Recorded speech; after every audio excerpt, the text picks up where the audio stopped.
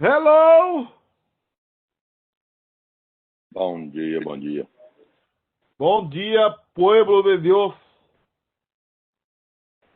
Buenos, buenos. Bom dia, Aninha. Bom dia, Fábio. Bom dia. Bom dia. Dia.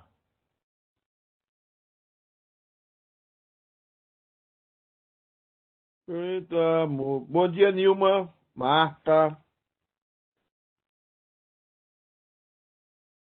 Bom dia, Bom dia. bom dia, bom dia. Tá todo mundo bem por aí? Bom dia, Teontologia.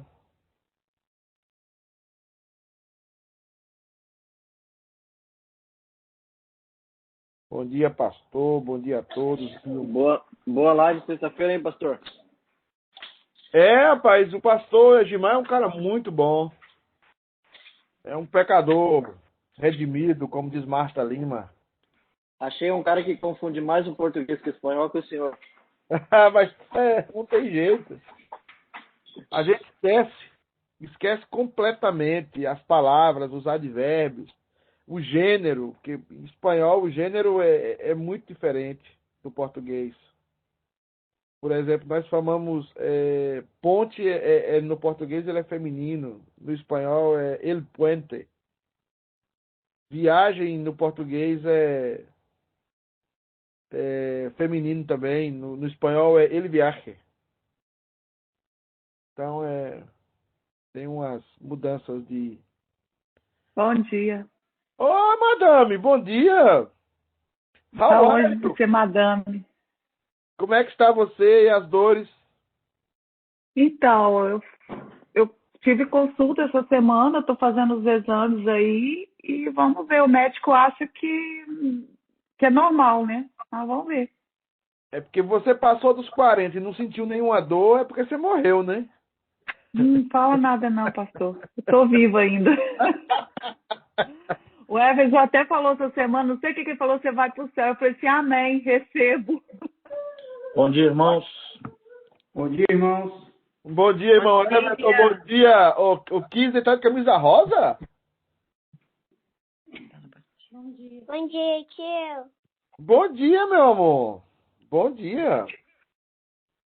Eu tenho um problema só o seguinte, eu tô preocupado de eu ficar muito orgulhoso, porque, Bom dia. bom dia, o Vasco perdeu de novo. Então eu tô muito preocupado em ficar orgulhoso. Né? Se nós ganhar o Carioquinha, hein, Cacheta? Com o time B. Hã? Pois é, vamos Mas já papar mais começou, uma, já né? começou a falar de ganhar sem nem terminar ainda. Olha o São Paulo. Flamenguista não é fácil não, viu? Pai. Bom dia, bom Realidade dia, é a bom realidade. dia, Tânia, bom dia. Ó a cara do Alisson, comendo pão de Bom queijo, dia. só pra fazer inveja. Bom dia, pastor Williams, Karina. E quentinho, gostoso. Tá bom, viu? Você, aqui em casa eu comi creme cracker, tá? Creme cracker com aquela manteiga difícil. Oi, pai.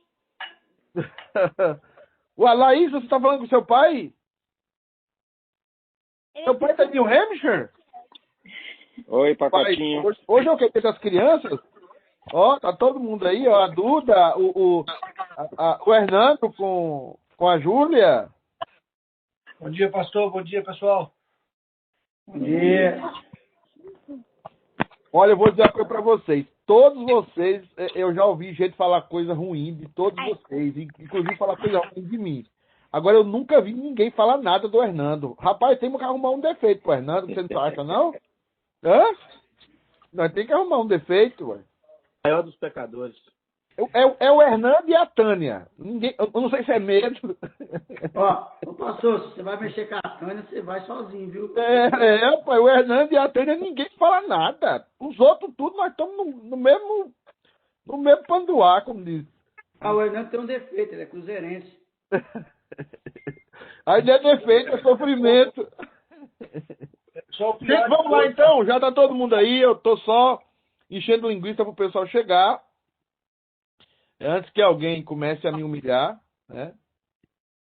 Então, deixa eu tirar aqui isso. Vamos lá, então. Eu quero pedir para o Marcelo orar. Quero pedir para o Marcelo orar. Eu tive uma conversa com o Everton logo antes aqui, muito boa. A menina dele vai fazer classe. Tem um grupo de meninas aí, de pré-adolescentes, todos querendo professar a fé.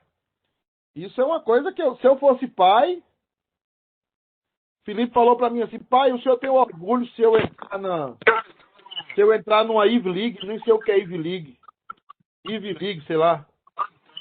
Eu falei, eu tenho orgulho, meu filho, o que o professor fez? Esse para mim foi o dia do orgulho. O resto aí é secundário. Marcelão, ora pra gente começar aí, Marcelo Santana, prof. Sim. Senhor Deus, nosso Pai, Senhor, tu és digno, Pai, de toda honra, toda glória, todo louvor. Amém. Gostaria de te pedir para que o Senhor nos ajude, ilumine, Pai, o nosso entendimento, ilumine o pastor que vai passar essa aula para a gente e que nós glorifiquemos o teu nome, Pai, nessa aula. É o que eu te peço e eu te agradeço, em nome de Jesus. Amém. Amém. Nós estamos falando, irmãos, do texto de Pedro. Alguém que está com o microfone aberto, por favor, feche. Que alguém está comendo aí no microfone aí. Pode comer à vontade, mas fecha aí. Então, irmãos, nós estamos falando da possessão do Espírito Santo e falamos da ideia do povo de Deus que foi disperso quando Pedro escreve aqueles irmãos, aos irmãos da dispersão. Essa palavra é muito chave no texto de Pedro, porque essa palavra indica para quem que ele está escrevendo. Ele está escrevendo aos eleitos de Deus, que são forasteiros da dispersão, ou seja, forasteiro, a ideia de que nós não temos morada aqui. É claro que ele também se referia aos habitantes de Jerusalém que haviam sido espalhados. E ele aí faz aquela junção sobre a Trindade no versículo 2. Eleitos segundo a presciência de Deus. Lembrar outra coisa aqui, quando a gente for falar, a nossa próxima classe, viu, irmãos? A nossa próxima classe no templo, já vai ser no templo, nós vamos falar sobre predestinação e eleição. Eu não vou aceitar todo mundo nessa classe. Não dá para dar essa classe para todo crente. Crente novo não vai poder assistir essa classe. Essa classe é muito forte e é a classe que desvia até pastor. Então, eu vi 2 pastores, 2 seminaristas deixarem o seminário por causa dessa matéria. Tá? Eleição e predestinação. Tem algo lá que se chama dupla predestinação, que é um terror. Tá? Principalmente para nós que criamos uma ideia, os ursinhos carinhosos de Deus. Então, não funciona. Então, eu vou fazer uma seleção de jeito mais madura, mas eu preciso dar essa classe para a igreja. Tá? Eleito segundo a presciência. Presciência aqui não é pré-conhecimento somente. Presciência aqui é amor. A palavra é tirada da relação sexual. Ou seja, para o batista, presciência aqui é o pré-conhecimento de Deus. Não é essa a palavra. Pré-conhecimento aqui significa pré-amor. A Bíblia fala muito isso quando diz Isaac conheceu a Rebeca. Ou seja, Isaac teve relações sexuais com Rebeca. Abraão conheceu a Sara. Ou seja, Abraão teve relações sexuais com Sara. A palavra conhecer na Bíblia tem a ver com amor, com relação sexual. E a Bíblia está dizendo que Deus antes nos conheceu, antes nos amou. Né? Ele amou. Então, quem fez isso? O Pai. A santificação, a separação, quem foi que fez? O Espírito Santo. Para que nós somos eleitos pelo Pai e separados pelo Espírito? Para a obediência e para a aspersão do sangue de Jesus Cristo. E aí as palavrinhas mágicas que todo presbiteriano tem que aprender desde cedo. Graça e paz. É a graça que produz paz. Não é o meu esforço, é a graça. Então aí está a Trindade sendo colocada. Em Judas, versículos 20 e 21, diz o seguinte: Vós, porém, amados, edificando-vos na vossa fé santíssima, orando no Espírito, guardai-vos no amor de Deus, esperando a misericórdia de nosso Senhor Jesus Cristo para a vida eterna. Outra coisa importante aí, quem ora conosco? O Espírito Santo. Tá? Quem ora conosco, pastor? O Espírito Santo. Quem é que nos guarda no seu amor? Quem é que jamais deixa de ser o nosso Pai? Quem jamais deixa de ser o nosso Pai é o Pai eterno, né? Deixa eu tirar isso aqui, que meu coisa resolveu atualizar agora. Orando no Espírito Santo, guardados no amor de Deus, esperando a misericórdia do nosso Senhor Jesus Cristo. Ou seja, essa misericórdia que se estende por toda a nossa vida para a vida eterna. Eu estou andando rápido nesses pontos porque nós estamos muito atrasados. Eu quero que vocês foquem aí na sua Bíblia, se você puder abrir na sua Bíblia, 1 João 5,7. Por favor, abre aí. E eu vou chamar um de vocês para ler, para saber se vocês abriram 1 João 5,7. Esse é um texto problema. Tá? 1 João 5,7 e 5,8. Esse é um texto muito sério e é um texto problema. Quando eu vou pedir para alguém, deixa eu ver quem é que está aí hoje para ler esse texto. Deixa eu ver. O Iraci está aí? Iraci, você pode ler para a gente? Iraci, olha, aí você descobre que o cara não está aí, entendeu? Daqui a pouco ele fala, tô sim. Camila, você está aí? O Iraci não está. Tânia, você pode ler para a gente? Porque a Tânia tá. Os outros não estão. Sim, posso ler. Tá bom. 1 João 5,7. Pois há três que dão testemunho. No céu, o Pai, a Palavra e o Espírito Santo. E estes três são um. E três são os que testificam na terra. O Espírito, a água e o sangue. E os três são unânimes num só propósito. Tá, então vamos lá. Esse texto é um texto... Acabou, você quer pro telefone, não.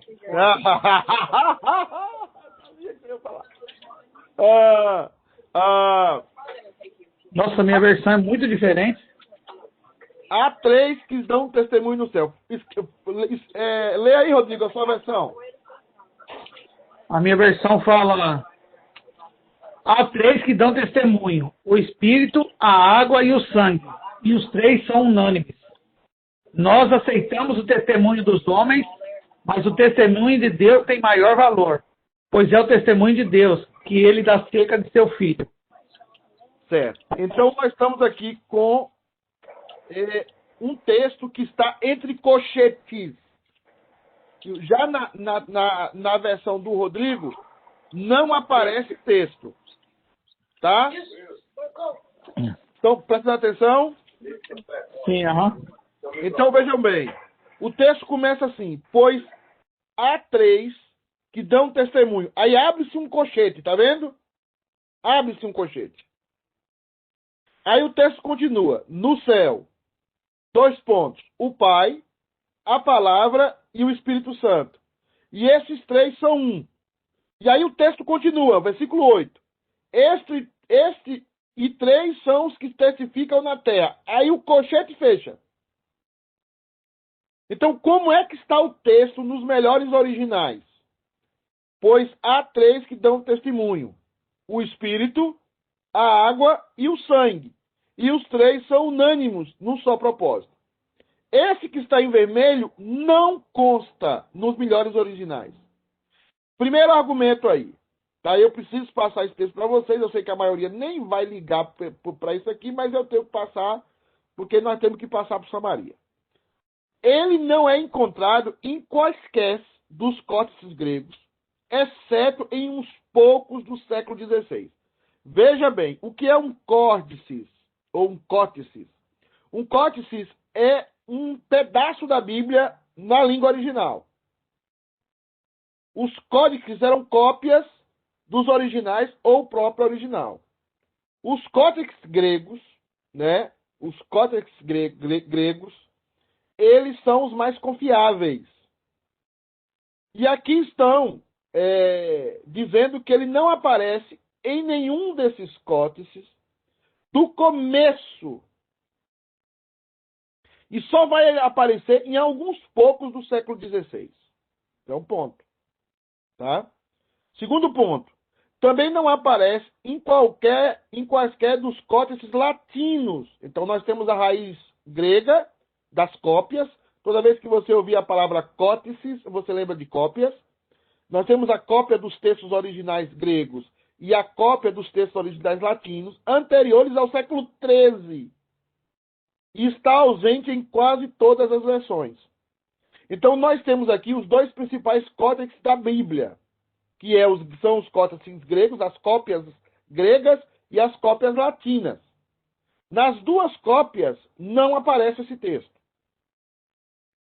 Tá? Não aparece. Por isso que ele está em cochetes. Tá? Nunca é citado pelos pais gregos. As citações, se você vai encontrar muito respaldo num texto, quando os pais da igreja citam aquele texto. Aí aquele texto ganha força. Tá? Mas quando não há nenhuma citação dos pais da igreja, alguém está me mandando um recado aqui? Eu quero, eu estou, não. Na minha versão não tem, a Nilma está falando. Boa versão, viu, Nilma? Nunca é citado pelos pais gregos, nem no período da controvérsia ariana, que foi o período lá do ano 350, no século IV, né? Nem pelos pais latinos, Hilário, Ambrósio, Jerônimo e Agostinho. Agostinho é o principal deles, né? Não é citado. Esse texto aí surge no fim do século V, e somente no século XVI ele foi incluído no texto do Novo Testamento por Erasmo de Roterdã e por Teodoro Bess. E também ele foi incluído no texto Receptus, né? O texto principal que forma o nosso texto do Antigo Testamento. Por que eu estou colocando isso aqui para vocês? Porque esse texto fala no céu, tem os que testemunham no céu, e tem os que testemunham na terra.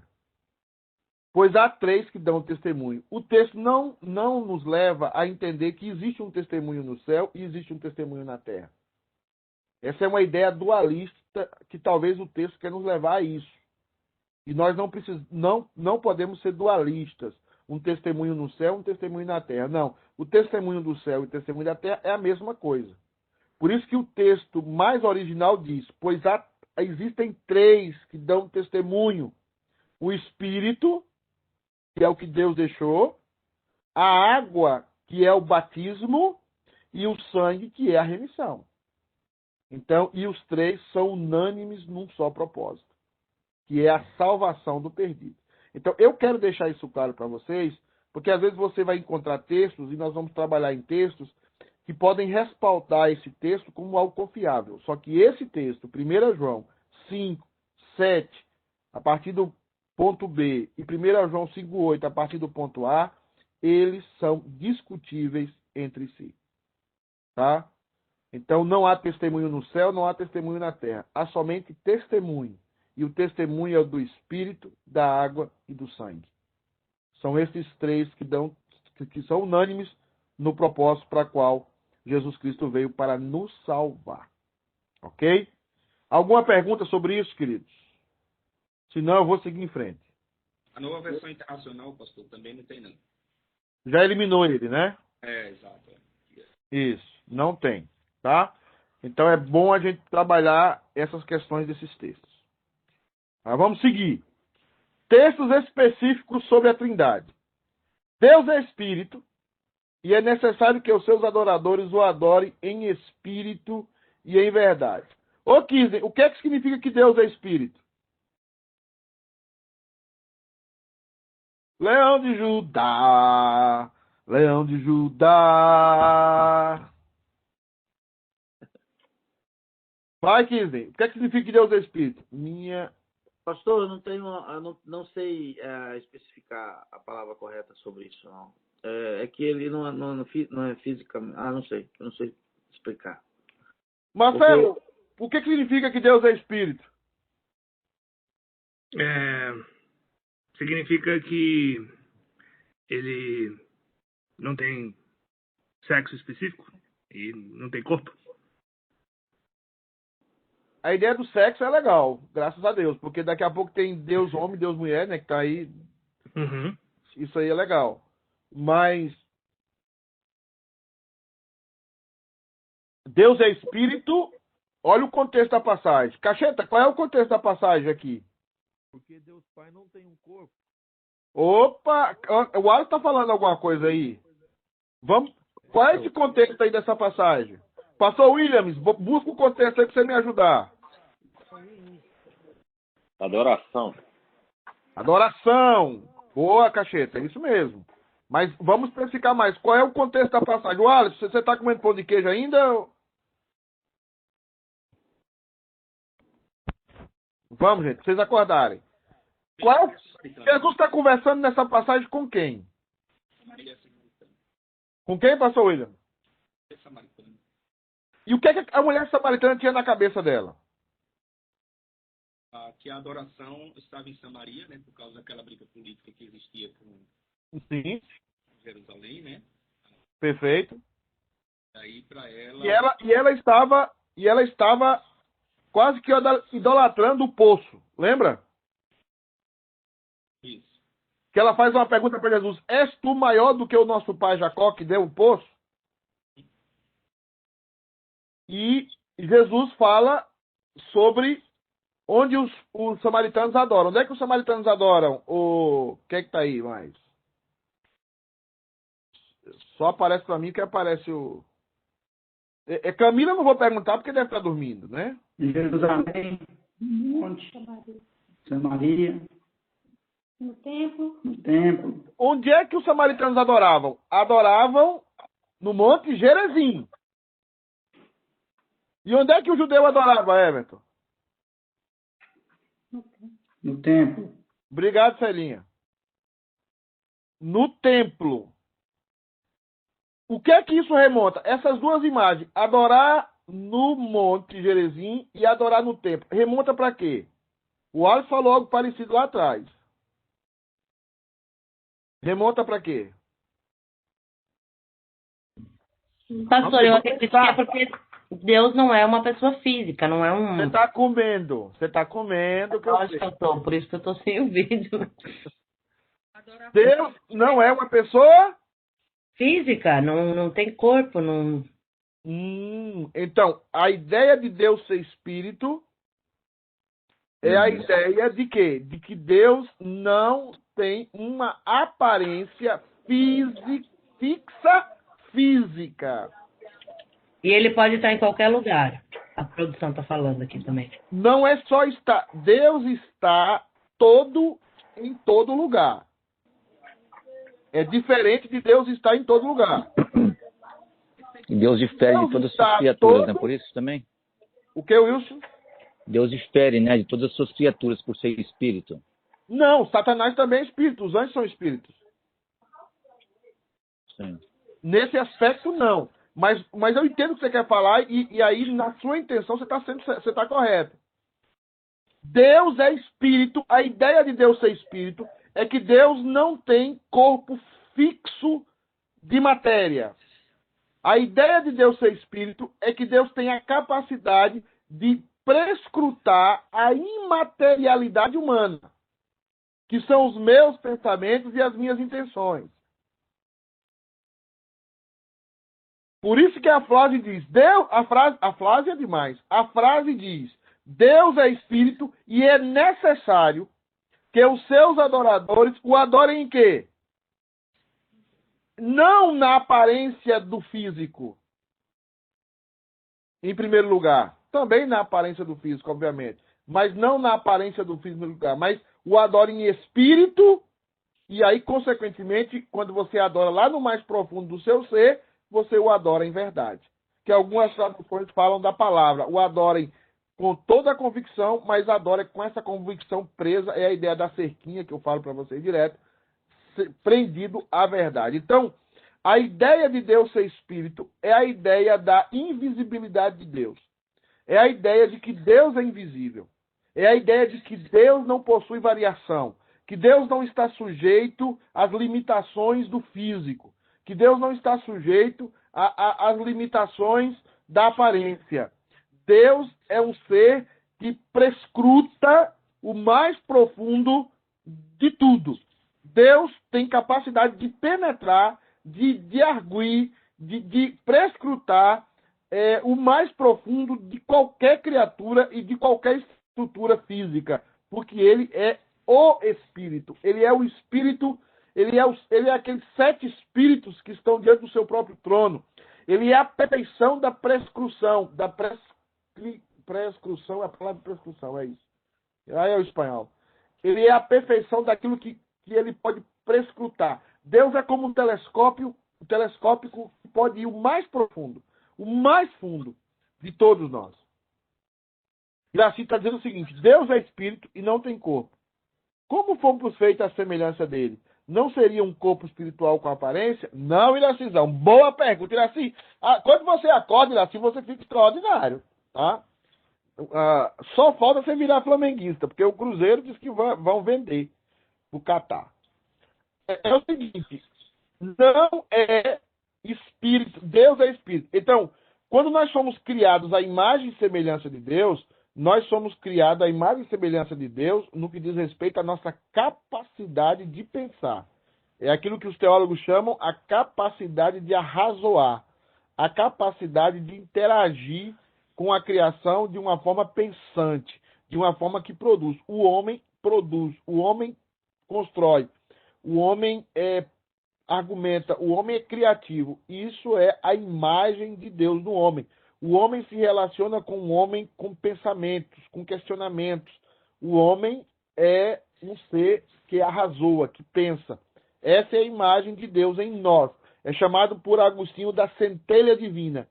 A alma humana é a centelha divina, é aquela interior nosso que pensa, que deprime, que argue, que conversa, que inquire, que pergunta, que discorda, que concorda.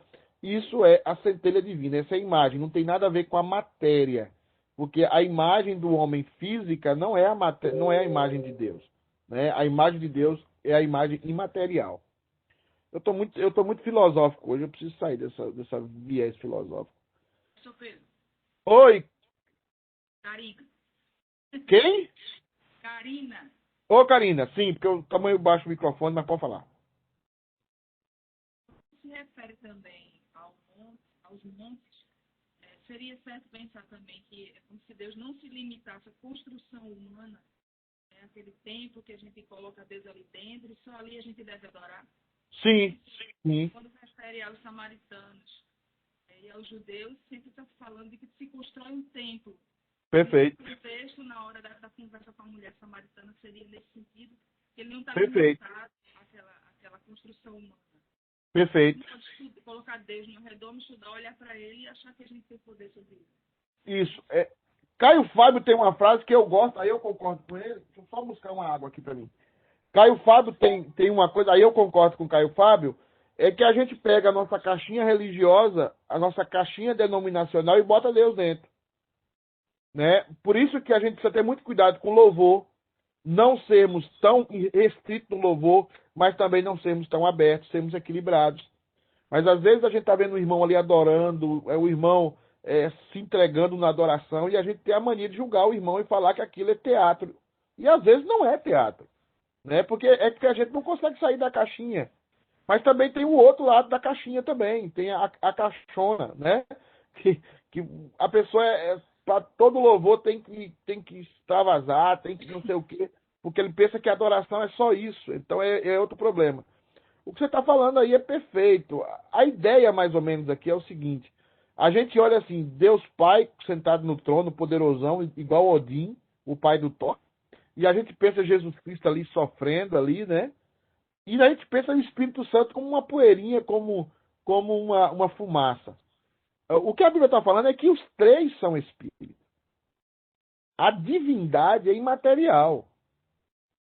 Quando eles se revelam como Pai, como Filho, como Espírito Santo, eles se revelam nas suas funções e nas suas essências. Deus, ao ser Espírito, não significa que ele é uma poeirinha. Significa que ele não é da mesma matéria. Os concílios ecumênicos, o concílio de Nicéia, o concílio de Constantinopla, os concílios dessa época, eles sempre falaram que Deus não é da nossa mesma matéria, da nossa mesma substância. Então, Deus não é da mesma substância. Deus é de alguma substância, que nós não sabemos qual é essa substância, não temos ideia. Ele é de uma substância, claro, porque ele existe, ele é, mas a gente não sabe qual é. Então, a ideia de Deus ser Espírito aqui é essa ideia de que ele está em todo lugar, completo, inteiro, né, de forma inteira. Deus está no inferno de forma inteira, Deus está na igreja de forma inteira, Deus está no céu de forma inteira, e essa é a sua onipresença. A capacidade de estar em todo lugar ao mesmo tempo, de forma completa, de forma full, não em pedaços, né? Um pedaço de Deus está aqui, outro pedaço de Deus está acolá. Não existe isso, como já foi colocado em algumas heresias no passado. Pois assim como o Pai tem vida em si mesmo, igualmente eu estou igual ao Filho ter vida em si mesmo. Ô Hernando, o que significa ter vida em si mesmo? Abre seu microfone aí, pecador. Pastor, eu não sei, pastor. Oh, resposta maravilhosa! Reverendo Weber sempre falava isso. Qual é o astro que tem vida em si mesmo, Marcelo, no nosso sistema solar? Eu vou chutar o Sol, mas eu não sei. É isso? É o Sol? Tá bom. O Sol. Toda a vida que nós temos aqui depende do Sol. Quando você fala da teoria dos meteoros, que eliminou os dinossauros, a primeira coisa que acontece se um meteoro bater na Terra é a fumaça que ele vai provocar, um meteoro grande, obviamente. É a fumaça que ele vai provocar tampando os raios solares. Então, nós dependemos do Sol para ter vida. É o Sol que faz com que tenhamos fotossíntese. E é a fotossíntese que gera oxigênio. E é o oxigênio que libera as moléculas de água, que é a vida básica do nosso planeta, né, que são duas moléculas de hidrogênio e uma molécula de oxigênio que forma a base da água, né? Então, assim, o Sol queima para si mesmo. O Sol queima para ele mesmo. O Sol não depende de ninguém para existir. Ele existe nele mesmo. Ele é uma estrela. Essa é a designação de estrela. Quando Jesus está falando, quando João está dizendo, pois assim como Jesus está falando, como o Pai tem a vida em si mesmo, ele não depende de uma segunda pessoa, ele não depende de uma situação para ele existir. Essa é uma característica de Deus. Deus existe por si próprio. Ainda no céu, nós vamos precisar existir por causa de Deus. Lá no céu, lá na glória, nós vamos existir por causa de Deus. Não existe a morte nele. Exatamente. A morte, agora, não existe a inanição. A inanição. Ô Claudete, o que é morte?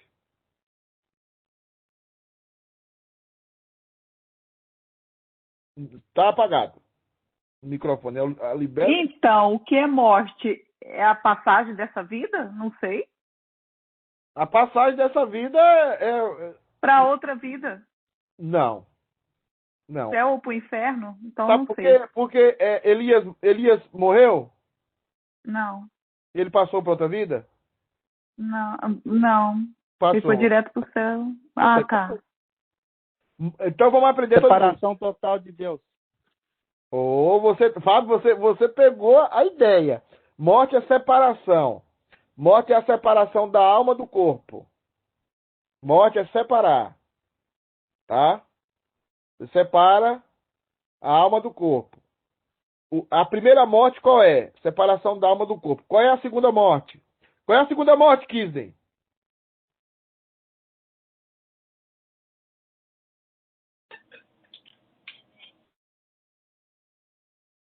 Tá difícil. Separação da alma de Deus. Eu perguntei para Fabiana ou foi pro Kisden? É que o Kisden me deu a passagem. É que o Kisden... Eu só vejo o dedo dele. Tá difícil a operação aqui do sistema. Eu quis ajudar o Kisden. É o Lago de Fogo. É o Lago de Fogo. Não! É no conceitual, Kisden. Você não falou? Não. Morte. É a segunda morte? Primeira morte. Separa a alma do corpo. Primeira morte, perdão, separamos do corpo. Segunda morte, a alma se separa de Deus completamente. É isso aí, ó. A ausência de Deus, né? Tá? Mas a palavra morte, no original, significa separação. Quando Deus fala que ele tem vida em si mesmo, é que ele não pode deixar de existir. Está ligado à inanição. Deus não pode deixar de ser Deus. Ele não pode deixar de simplesmente entrar em estado de inanição. Ele tem vida em si mesmo. Ele emana vida e ele é vida em si mesmo. É por isso que ninguém sabe, porque todo o universo está em movimento. Ô, pastor. Oi. Então, mas essa segunda morte é a separação da alma de Deus, mas é quando vai pro inferno? É. Ah, tá. Agora eu fiquei confusa. Eu falei assim, não, deve ser quando vai pro inferno. Porque...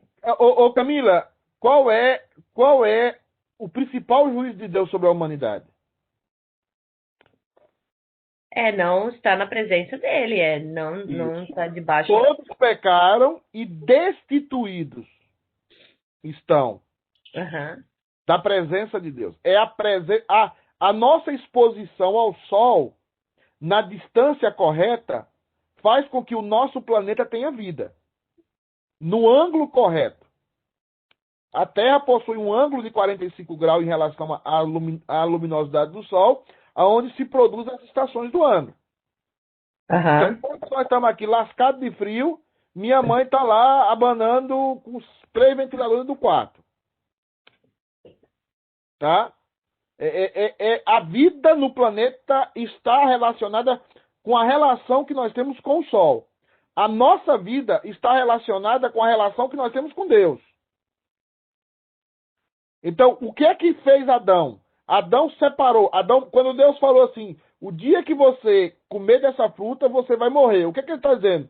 Você vai separar-se de você mesmo e você vai separar de mim. É por isso que ele expulsa Adão do paraíso e coloca Adão lá fora. Tá? É a ausência. Eu vou falar um pouco sobre depravação total hoje à noite, no texto começando a série de Romanos, o inquebrantável amor de Deus. Hoje o negócio vai piar na igreja. Porque hoje, a irmã Fabiana está até dizendo para eu não pregar hoje, para eu adoecer. Ela está orando para que eu tenha uma dor de barriga. Mas hoje nós vamos começar a falar sobre depravação total. Que é esse rompimento. E aí ele vai dizer, igualmente ortogou ao filho ter vida em si mesmo. O que é que ele quer dizer? Quando Jesus vai para Pilatos e para Herodes, o que é que Jesus fala? Nenhum poder te foi dado se do céu não foi dado. Quando Jesus sobe daquela cruz, Jesus podia não morrer naquela cruz. Ele podia subir e ficar ali crucificado, de cabeça para baixo, de cabeça para cima. Ele não morreria. Porque ele tem vida em si mesmo. O problema é que ele pegou essa vida que ele tem. E aí, irmão, se fosse no dia que nós entendemos isso, nós vamos virar uma igreja pentecostal assim, um por cima do outro, dando glória a Deus, falando em línguas. Nós vamos pegar assim, vamos ver o Cachetos falar labacúrias, todo mundo assim, quando nós entendemos isso. O que é que eu quero que vocês entendam? A vida que estava em Jesus, a vida que estava nele, a vida eterna que estava nele, ele colocou em você. Você jamais deixará de ter vida eterna. Deus tem vida em si mesmo. E ortogou ao filho ter vida em si mesmo. E a vida do filho é sua agora. Você jamais vai experimentar a morte eterna. É fechando o olho aqui, gente, e nós vamos fazer festa no céu. Por isso que ele olha para o ladrão na cruz e diz o quê? Hoje mesmo, tu estarás comigo no paraíso. Por isso que ele vai dizer para os seus discípulos, ele vos deu vida e deu vida em abundância. A palavra abundância ali é a palavra prosperidade. Você jamais vai cansar de ser próspero em vida. Por isso que você não rompe. Por isso que o cristão verdadeiro sempre está juntando. Ele não é separatista. Ele não gosta de ver. Tem um texto da Bíblia que eu esqueci agora, se vocês tiverem me lembra, que fala coisas que Deus odeia. Tem 6 coisas que Deus odeia e uma que Deus detesta. É quando o irmão faz coisa contra o irmão. Porque a nossa natureza é unir as pessoas. A nossa natureza é a natureza da vida. A gente gosta de cachorro, a gente gosta de flor, a gente gosta da natureza, a gente gosta da neve, a gente gosta do sol, a gente gosta da flor. A gente tá porque a gente tá cheio de vida. E essa vida está em Deus. E essa vida que estava em Deus agora está em nós. E essa é a nossa salvação. Camilinha, desculpa, o que você quer falar? Não, era isso só, pastor. Tô aqui ajeitando o cabelo. Não, mas eu queria entender só essa parte que você falou ali, que pra mim ficou um pouco esquisita, mas porque eu achei que era a morte, eu só queria confirmar se era isso mesmo. Tá bom. Então, assim, Sim. ele é espírito, ele é profundo, a Trindade está nos revelando isso, e a Trindade está nos revelando que a vida que estava no Pai agora está em nós. Quem tentará acusar... Eu já estou pregando o sermão do mês, meu Deus. Quem tentará acusação contra os eleitos de Deus? Quem vai poder matar a gente? Você lembra quando Estevão estava sendo apedrejado? Vocês lembram do texto lá de Atos? Ele está sendo apedrejado e tem um momento que ele faz? Ele entra em êxtase. Ele começa, não é pedir para o povo parar de apedrejar ele, não. Ele começa a falar assim, Senhor, perdoa eles. Eles nem sabem o que estão fazendo. Estevão estava já entrando na vida eterna, completa, full. Ele estava cheio de vida. Como você vai estar cheio de vida também. Eu lembro quando eu me converti, quando eu era crente, agora eu meio desviado, pastor desvia. Eu chorava todo dia quando eu lia a Bíblia. Eu lembro que eu fiz uma viagem de carro, 300 quilômetros, paguei um carro a bujão. Lá na minha cidade tem umas caravanas que é tudo a bujão, mas é a bujão mesmo, não é GLS, como é GLB, como é? É bujão de cozinha que nós bota atrás. Paguei o carro para viajar de 300 km para pedir perdão para a pessoa. E voltei ouvindo Cassiane. Né? A minha vitória hoje tem sabor de mel, né? E vambora. Porque é a vida que está dentro da gente. A gente agora tem vida, a gente é sensível, a gente chora. A gente quer abraçar o ser querido. A gente tem saudade da mãe, tem saudade do pai. A gente tem vida, a gente não é mais insensível. A gente vê uma criança sofrendo, a gente chora. Isso é a vida que Deus colocou em você. A vida. Isso é vida. Porque fora isso é morte. A insensibilidade, a raiva, a ira, essas coisas. O pastor William colocou o texto, é esse texto mesmo. Provérbios 6, 16 a 19. Obrigado, pastor. João 5, 18. Por isso os judeus ainda mais procuravam matá-lo, porque não somente violavam o sábado, mas também dizia que Deus era seu pai, fazendo a si próprio igual a Deus. A ideia da paternidade de Jesus em relação ao pai, sempre ficou claro que ele estava dizendo que ele era da mesma substância do pai. E é por isso que ele chamava o pai de pai, porque ele se colocava na mesma substância. Os judeus estavam corretos aqui na afirmação, só estavam errados porque ele não estava falando heresia, porque ele é da mesma substância do Pai. João 10, 37. Vamos seguir. Se não faço as obras do meu Pai... Oi. Posso fazer uma pergunta? Deve. Esses textos de João fala sobre a separação de Deus, fala sobre a morte, né? Uhum. Há pecado que leva à morte e há pecado que não leva à morte? Existem pecados que são feitos por aqueles que não são eleitos. Tá? Os pecados dos não eleitos geram todos a morte. E o principal pecado do não eleito é o pecado contra o Espírito Santo. Eu vou começar a falar sobre o Espírito Santo hoje no sermão. Por que o pecado contra o Espírito Santo, você atribuir uma obra do Espírito Santo a Satanás, não tem perdão? E por que você não tem condição de fazer esse pecado como eleito de Deus? Tá? Quando você está falando do pecado de morte, o culminado do pecado de morte é a blasfêmia contra o Espírito Santo. Mas um filho de Deus salvo, que ainda está preocupado, o filho de Deus que está preocupado que se pecou ou não contra o Espírito Santo, significa que ele tem o Espírito Santo. Se essa preocupação não existir, aí ele está lascado. Mas se ele está preocupado ainda com isso, é a sensibilidade que ele está dando ao Espírito Santo e o respeito e a honra que ele dá a Deus de jamais fazer algo contra Deus e contra a essência de Deus, né? A profundeza de Deus, que é o Espírito.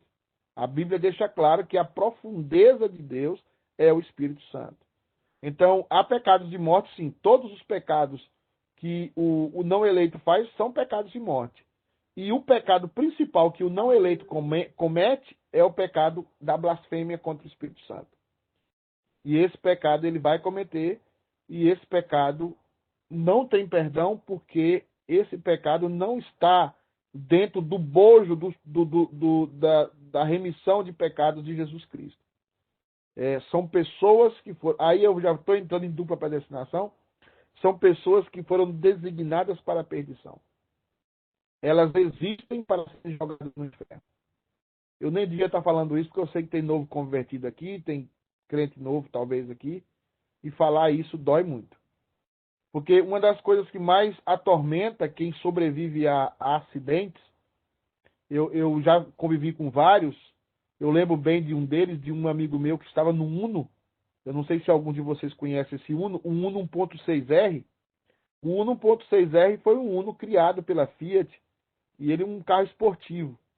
E esse amigo meu tinha um desses carros, e no dia ele estava meio bêbado, saindo de uma festa junto com os amigos, ele estava com 6 amigos, e ele resolveu passar o Uno para um amigo dele. E o amigo dele pegou o carro, e ele foi lá, e foram 3 na frente e 3 atrás. E ele foi no cantinho assim, e todos morreram. Houve um acidente, todos morreram, e só ele sobreviveu. E ele vive essa angústia. Por que só eu sobrevivo? Por que eu não morri também? Isso acontece com gente que sobreviveu a acidente de avião, um acidente de ônibus, acidente de famílias inteiras. Por que todo mundo morreu e eu fiquei vivo? Isso acontece, isso é uma síndrome do crente. Isso é uma síndrome do eleito. Paulo tinha essa síndrome. Lá no capítulo 9 de Romanos, ele expressa bem essa síndrome. A tristeza que ele tem, a angústia no coração. Porque ele era salvo, ele era eleito. Mas os seus irmãos não eram. E os seus irmãos todos pecaram contra o Espírito Santo. Os seus irmãos, praticamente todos eles, da sua família mais próxima, rejeitaram o Espírito de Cristo. E abraçaram o Espírito da religiosidade, o Espírito do mundo. E isso causa uma crise no eleito. Por que eu? Por que eu sou eleito e o outro não é?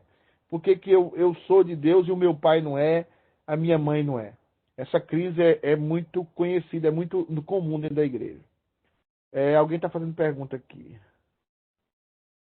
Então, a única coisa que pode fazer a nossa separação de Deus, a vida eterna, é o nosso pecado? Não.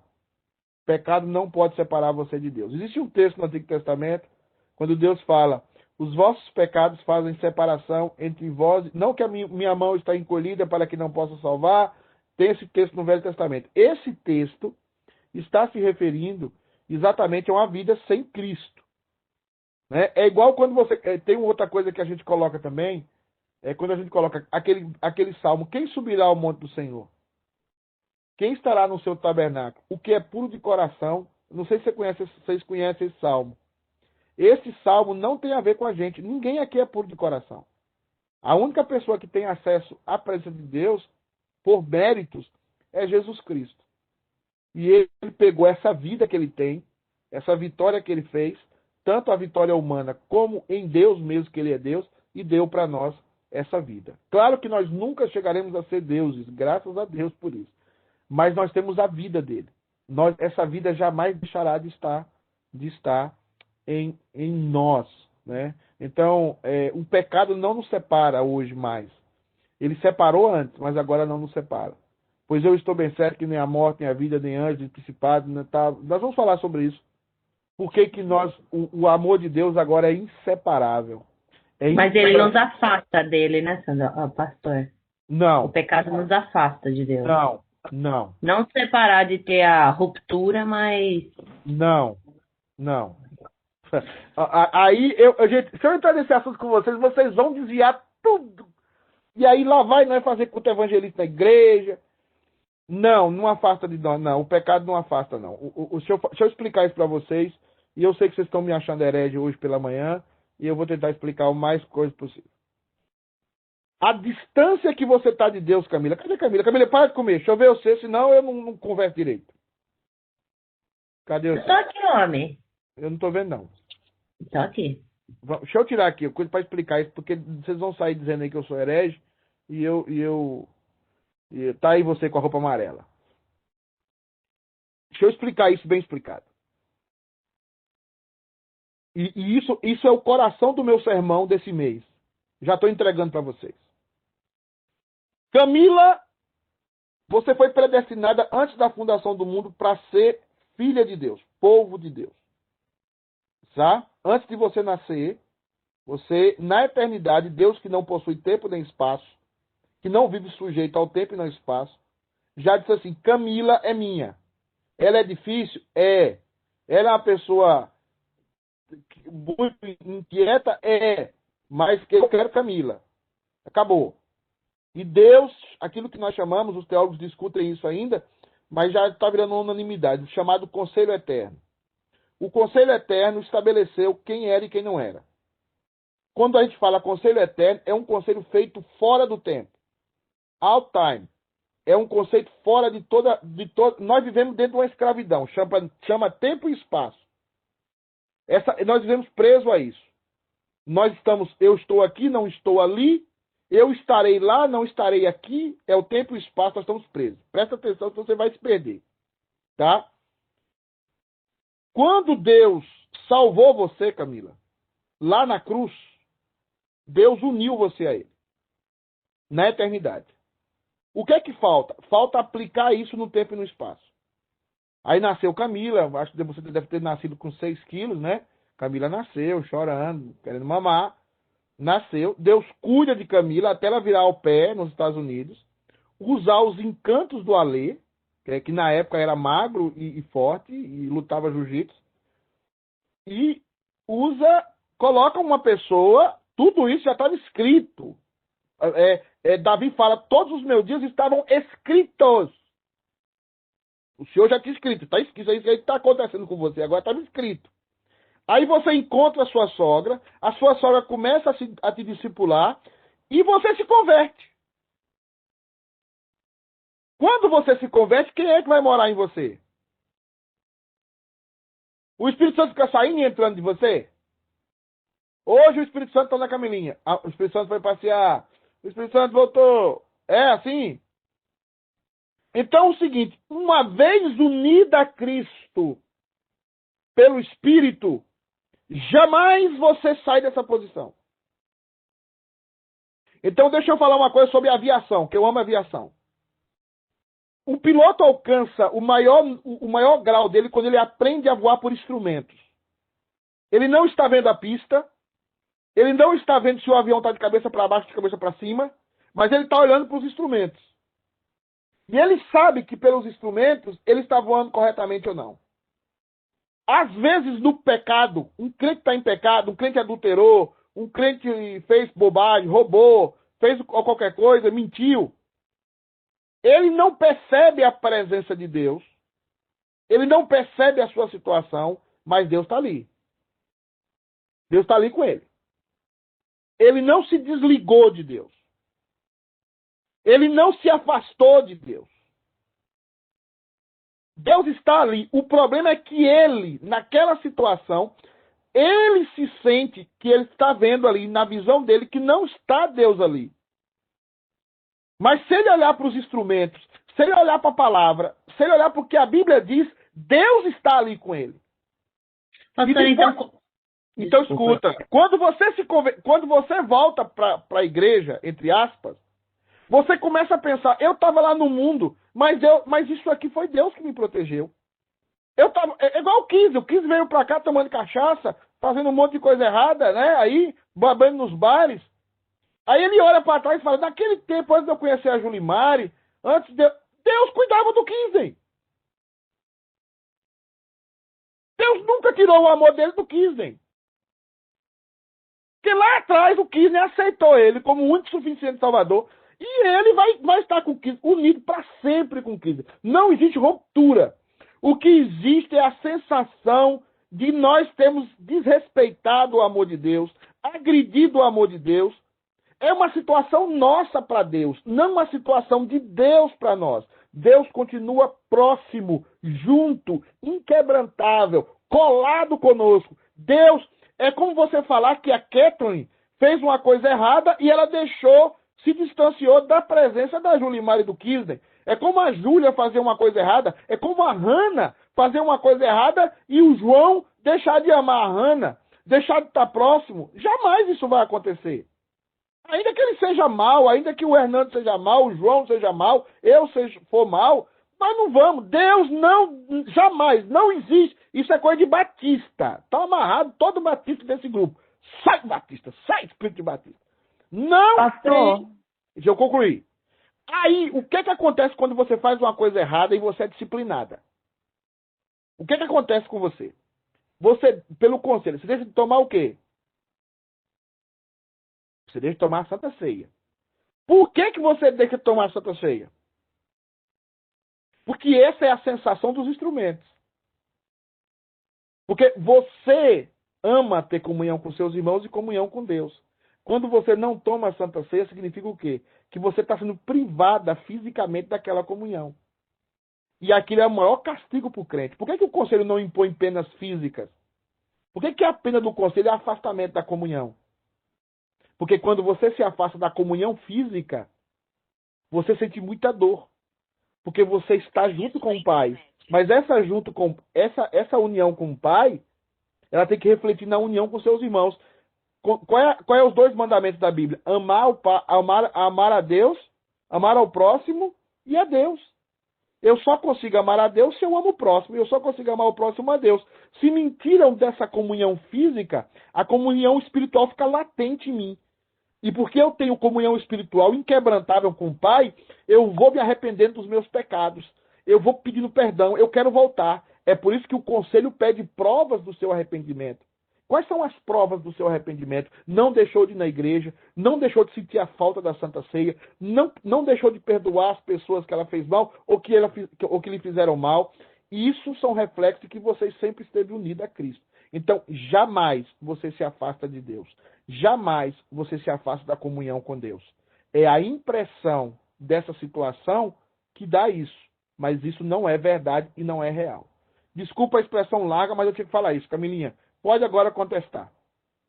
Não, eu ia fazer uma pergunta, então. Qual que é o termo que se usa? Ao invés de falar, a sua explicação foi, assim, eu entendi o que você quis dizer, faz sentido. Mas qual que é o termo que se usa, então? Quando a gente está em pecado ou quando nós pecamos?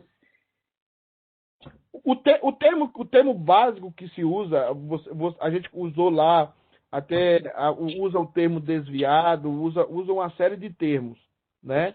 Mas a melhor coisa é afastado da comunhão da igreja. Ah, ok. Entendeu?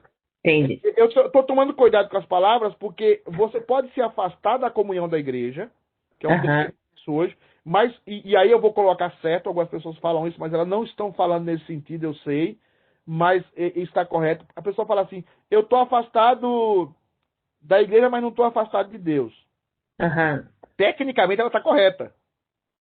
Mas geralmente a pessoa que fala isso nunca converteu. Tá? Mas tecnicamente ela está correta. Porque não existe rompimento do convertido. Uma vez que o Espírito Santo entrou em você, Camilinha, acabou. Ele não sai mais. Tá? Você está selado com o Espírito da promessa. É como você ferroar boi. Não sei como é que chama, não sei quem é aqui do interior. Como é ferroar boi? Carimbar boi. Carimbar boi. Tem o ferrão, né? Ferroar boi. Isso. Não, pastor, é carimbar boi. Ah, carimbar, isso. Não sai. Aquele ferrão não sai de você nunca. Você é salvo para sempre. Acabou. Não tem. Você não pode se livrar da salvação. Você pode fazer o que você quiser, você não deixa de ser salvo. Pastor? Sim. O senhor falou que o Espírito Santo, uma vez habitado, ele não se afasta. Então, mas é correto a gente, na oração, pedir a presença dele? Que ele já está? O Espírito Santo se entristece conosco. E esse sentimento passa a ser a nós. Tá? Claro que nós temos. Eu estou pedindo isso para a igreja. Eu quero ver essa igreja cheia do Espírito Santo. Agora, cheia do Espírito Santo talvez não é um conceito pentecostal que vocês têm, mas cheia do Espírito Santo é a submissão que eu tenho à palavra. Isso é o enchimento do Espírito, né?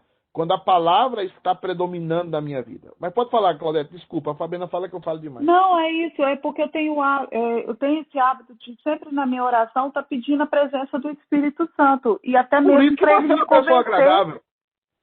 Por isso que você é uma pessoa agradável. Porque tem gente que é crente, mas não está cheio do Espírito Santo. É chato. Entendeu? Às vezes eu converso com... Não sei, eu só posso brincar com o Kisner, porque o resto fica com raiva. Às vezes eu chego perto do Cristo, ele tá chato, ele não tá cheio do Espírito Santo. Né? Ele tá chato. Às vezes eu chego perto da Fabiana, ela tá chata, ela não tá cheia do Espírito Santo. Será que são eles? Você é parente da minha mãe. Um abraço, Camilinha. Então, às vezes, existem pessoas, a Sandra não tá aqui porque ela não gosta de ouvir as minhas heresias. Mas a Sandra, por exemplo. A Sandra é uma pessoa que toda vez que você chega perto dela, você se sente bem. Porque é uma pessoa que, geralmente, em linhas gerais, está cheia do Espírito Santo. A Tânia, eu não posso falar isso, mas ela fica orgulhosa e não deixa de ser cheia do Espírito Santo. Sempre a Sandra é uma pessoa, a Tânia é uma pessoa que você se sente bem. Eu, pelo menos, às vezes que eu vou na casa da Tânia, sempre me sinto bem, sempre saio bem, sempre saio edificado. Então, assim, a Ana Flávia, no nosso meio, não sei se ela está aí ainda, a Ana Flávia é do mesmo jeito. Você sente que a Ana Flávia é alguém que está sempre na presença do Senhor. E está cheia. Então, assim, existem pessoas com essas características. Antônio Elias era um pastor antigo, ele morreu, o reverendo Antônio Elias, era um homem desse jeito. Ele foi no seminário umas 5 vezes, lá no JMC. Nós ficávamos 2 horas com ele. Era um velhinho, mas era um homem cheio do Espírito Santo. Então, enchimento do Espírito Santo é uma coisa e a presença do Espírito Santo é outra. A presença do Espírito Santo na sua vida é fixa. Não sai mais. Acabou. Tá? Entrega, fique em paz em relação a isso. Deus não vai deixar de ser o seu pai nunca mais. Tá? Nunca mais. Ele é seu pai e acabou. E agora vamos para frente. Agora, tem uns filhos que é mais complicado que outro, né? É mais difícil que outro. Vamos ver aqui, pastor, tem muito comentário. Pastor, eu não sei o que você pastor. Fez, Moisés, o rosto todo brilhante. Eu estou fazendo assim uma montagem para ver se eu uso um capucho. Eu estou muito longe de Moisés, meu irmão. Aqui é o seguinte, eu entendo que o salvo, quando... Acabou o tempo? Fabiana já me informa que acabou o tempo. Está com a Xuxa vermelha. Eu entendo que o salvo, quando peca, ele sente mal, arrepende e pede perdão. Sim. Mas se continua a fazer o mesmo erro, demonstra que, na verdade, não era eleito. Estou errado no meu entendimento? Pode estar. Pode estar. Tem alguém que está com um volume meu aí, não sei aonde. Desliga aí, por favor. Pode estar. Eu estou estendendo um pouco mais hoje, porque parece que o Ângelo não vai dar aula hoje. Ele me informou, tá, Fabiana? Então, assim, e essa Xuxa vermelha, Fabiana, é assim. Então é o seguinte, mas se continuar a fazer o erro, você está certa, Nilma, mas espera. Não julgue. Não condene, quer dizer, desculpa, Camilinha, não condene. Pastor, Tá? A pessoa pode continuar no erro, pode persistir no erro, mas ela se salva. Tá? E em algum momento da vida dela, ela vai cair em si. Tá? Isso vai acontecer. Eu não posso julgar, condenar as pessoas como elas não serem salvas. Eu posso dizer para a pessoa assim, se você continuar assim, você vai se perder. Você vai para o inferno. Mas eu não posso condená-la. Porque eu não conheço o coração da pessoa e a salvação pertence ao Senhor. Só é ler o livro de Jonas. A salvação não pertence à igreja, não pertence a mim, não pertence às pessoas. A salvação pertence ao Senhor. Então, eu posso falar para a pessoa, se continuar assim, vai para o inferno. Se a pessoa, porque a Bíblia diz que se ele continuar assim vai para o inferno. Mas eu não sei se ele é salvo ou se não é. Everton. Então, deixa eu ver se eu entendi. A pessoa só vai realmente entender o que ela está fazendo é errado quando ela tiver a experiência com o Espírito Santo. O Espírito Santo mostrar isso no coração dela, mover o coração dela, para que ela possa perdoar e entender o que ela estava fazendo é errado, ou de pecar, ou de julgar. E se ela não tiver essa intimidade com o Espírito Santo, ela não vai entender o que é o perdão, ou não vai entender o que ela estava fazendo era errado. Sim, você está correto. Não existe arrependimento sem o Espírito Santo. Mas deixa eu corrigir algo para você aqui entender bem os processos. E aqui eu estou falando para crentes maduros. Eu não vou falar para crentes novos, porque não vai entender o que eu vou falar. A nossa vida é uma construção. Nós estamos num processo de construção. Pode chegar um momento da vida, por exemplo, do Marcelo, que está aqui. E Deus pegar o Marcelo e tirar a Gabi. Eu estou falando para crentes maduros. Deus pode pegar o Marcelo, a Gabi, Deus o livre, mas eu tenho que dar esse exemplo e perdão, Marcelo, mas eu tenho que dar. Vamos supor que a Gabi no parto perca a criança e ela morra. E o Marcelo fica revoltado contra Deus. O Marcelo é crente, tem o Espírito Santo. Ele vai passar 30 anos revoltado com Deus. Todo esse processo que ele está vivendo de 30 anos, Deus está construindo algo nele. Moisés, aproximadamente 40 anos no Egito, mata um egípcio. Moisés passa 30 anos com seu sogro, cuidando das ovelhas do seu sogro, trabalhando num lugar distante. E depois de 30 anos, Deus vai lá conversar com ele. Nossa vida é um processo de construção. Você pega seu filho, que está desviado da igreja. Desviado da igreja, tá vendo? Desviado da comunhão da igreja. O que acontece com ele? Você não pode julgar ele, ele está no inferno, ele não é crente.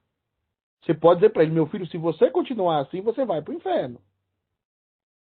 Mas você não sabe se ele tem o Espírito Santo ou não. E você só está falando aquilo porque você tem esperança de que ele tenha o Espírito Santo. Porque ele só vai escutar isso que você está falando se ele tiver o Espírito Santo. A pessoa pode passar 30 anos longe da comunhão da igreja tendo o Espírito Santo? Pode. Porque Deus está construindo algo diferente dele em você. Tem gente que passa 30 anos indo para a igreja, tendo o Espírito Santo e está desviado da comunhão da igreja. Está lá, senta todo dia, mas não ora, não tem vida de oração, não tem vida de leitura bíblica. Só não tem coragem de abandonar a igreja. A comunhão da igreja, mas está desviado. Então nós temos um processo de construção. E esse processo de construção é diferente para cada um de nós. Cada um de nós, os que são eleitos, vão ser salvos, mas não da mesma maneira. De maneiras diferentes. Por isso nós temos que pegar a palavra sempre. Por isso nós temos que falar a palavra sempre. Quando eu ia para o meu irmão, eu falava a palavra sempre para o meu irmão. Quando eu ia para o meu pai, eu falava a palavra sempre para ele. Eu sempre estava exortando, eu sempre estava plantando, eu sempre estava jogando a semente. Mas eu sei que Deus tem um processo para cada um. Para cada um o processo é diferente. Para cada um o processo. Eu lembro bem quando a minha mãe passou a noite toda com meu irmão no telefone. Ele estava na enfermaria da cadeia. E ele começou a confessar os pecados. Ele passou 8 horas no telefone com a minha mãe, confessando pecados. Coisa que a minha mãe nunca me contou. Falando coisas que ele fez na vida. E aí ele deixou de falar e ele morreu com o telefone na mão. Ele morreu. Minha mãe orou por ele. Ele creu no perdão do Senhor. Minha mãe conta isso para mim. E quando encontraram ele com o telefone na mão, morto. numa das alas da enfermaria. A graça de Deus é suficiente. Mas cada um de nós temos os nossos processos. Não são processos iguais. Por isso que eu não posso condenar ninguém. Eu posso alertar e eu devo alertar. A minha função é alertar, mas não jogar as pessoas num balde de lixo e dizer acabou ali. Ou ela nunca foi crente ou ela foi crente. Não. Aparentemente nunca foi crente. Mas eu não posso afirmar que nunca foi. Eu não posso afirmar que não é. Tá? Sim, pastor Williams. Eu sei que você já falou, mas eu queria corroborar aqui. Acho que é Nilma, né? Que ela fez a colocação aqui. Sim. Eu entendo que o salvo, quando peca, ele se sente mal. Não, perdão. Eu entendo que o salvo, quando peca, ele se sente mal, arrepende e pede perdão. Mas se continua a fazer o mesmo erro, demonstra que, na verdade, não era eleito. Você já falou sobre isso, mas assim, eu fiquei incomodado ainda com isso aqui, porque, na verdade, assim, a depravação, ela continua, né? A depravação total está em nós, né? O que você vai falar aí nos cursos que você falou, né? Então, o pecado, nós somos tendenciosos a continuar pecando. Não tem como. Sim. A não ser para não chegar na presença de Deus no céu um dia, vai deixar totalmente o pecado, né? Talvez aqui a colocação fosse melhor, na verdade, não está arrependido ou, né, até se arrependeu, mas ainda cai novamente de alguma forma, né? Enfim, é o que acontece conosco enquanto a gente tem a depravação total. Porque aqui não se refere ao pecado original, né? Mas os pecados, ou seja, aquele dia a dia nosso que a gente está falhando diante de Deus. Perfeito. Só porque assim, não era eleito, né? Então a eleição é de uma vez por todas, né? Então, a gente como eleito peca. Exato. E a gente não pode entrar numa área que não é nossa. A área da eleição pertence à pessoa e a Deus. Não é nossa área. Eu nunca vou afirmar assim, fulano não é eleito. Entendeu? Eu não tenho essa capacidade. E nenhum pastor tem. Talvez Paulo e os apóstolos tinham certa capacidade extraordinária nesse sentido, mas nós não temos. Nós julgamos, sim, o que é externo, mas nós julgamos o que é externo num caráter de alerta, de prevenção, de dizer mude, cuide, mas nós não temos o caráter de condenar ninguém. Por isso que a igreja perdeu essa estrutura, a igreja reformada, de dizer, esse está no inferno, como a igreja católica faz. Manda esse pro purgatório, tira esse do purgatório. Esses dias atrás, aí faz uns 3 anos, que a igreja católica tirou Lutero do purgatório. Ela é um poder. Esse poder nós não temos, não existe isso. O que existe é alerta, é o profeta alertando. Agora, cada um dará conta de si mesmo a Deus. Agora, é importante outra coisa também, pastor Williams. O senhor tocou num ponto importante. Às vezes a pessoa adulterou, aí confessou o pecado do adultério. Na nossa cabeça, nós já sabemos, a pessoa está curada do adultério. Nunca mais vai adulterar na vida. Né? A pessoa adulterou, pediu perdão, se arrependeu sinceramente. Está curado do adultério. Esse aí não adultera mais. Não existe isso, gente. Tá? Assim, eu entendo a argumentação, e a Nilma está correta, no sentido de que a eleição precisa dar frutos. Tá? E ela está correta nisso. Mas, às vezes, não dá. No sentido que nós estamos pensando. Porque nós temos dificuldade em áreas diferentes. Porque nós somos diferentes. O pecado se manifesta em nós de forma diferente. É um pecado só, mas ele se manifesta diferente. Tem gente que se manifesta com tendência homossexual. Tem gente que se manifesta com tendência mentirosa. Tem gente que se manifesta com tendência egocentrista. O pecado se manifesta de várias formas em várias pessoas. Agora, nós temos que entender que a graça de Deus é suficiente, né, para nos mudar. Gente, eu já fui hoje 11h14, tá? Eu preciso entrar na doutrina da Trindade na próxima semana mesmo, preciso entrar no monarquianismo, modalista, dinâmico, eu preciso entrar nos nomes difíceis. Mas é muito bom estar com vocês. Hoje começa a série, por isso que está esse negócio aqui atrás, o inquebrantável amor de Deus. A gente começa a falar em Romanos capítulo 8 hoje. Espero vocês, os que estão inscritos na escola dominical, e também aqueles que estão inscritos no culto. Amém, meus irmãos? Feliz Natal para todo mundo e que o Palmeiras hoje ganhe do Grêmio. Tá, Wilson? Em homenagem a você. Verdade. Tchau, tchau. Um abraço. Até daqui a pouco, povo de Deus. Tchau, tchau. Obrigado. Tchau, pessoal.